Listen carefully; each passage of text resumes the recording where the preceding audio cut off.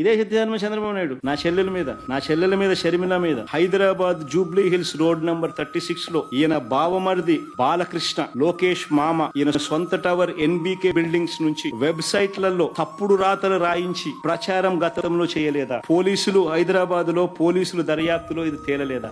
ఇంతెందుకు ఇదే షర్మిలమ్మని అప్పుడే చంద్రబాబు నాయుడు గారి నైజం గురించి, చంద్రబాబు నాయుడు గారు చేస్తా ఉన్న ఇటువంటి తప్పుడు ప్రచారం గురించి ఏమనిందో ఒకసారి అది కూడా విందాం. ఒకసారి అది కూడా పెట్టుమో ఒకసారి చూద్దాం.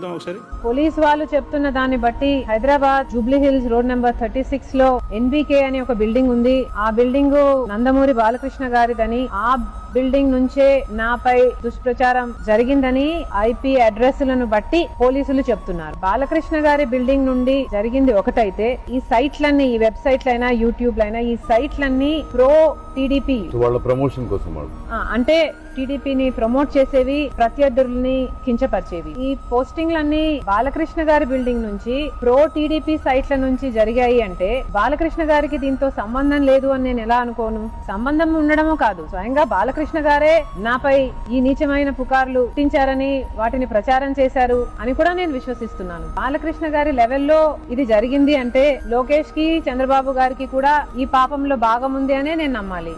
ఇంత తెలుగుదేశం పార్టీ నాయకులు ఎంత దిగజారిపోయారో అర్థం అయిపోతుంది.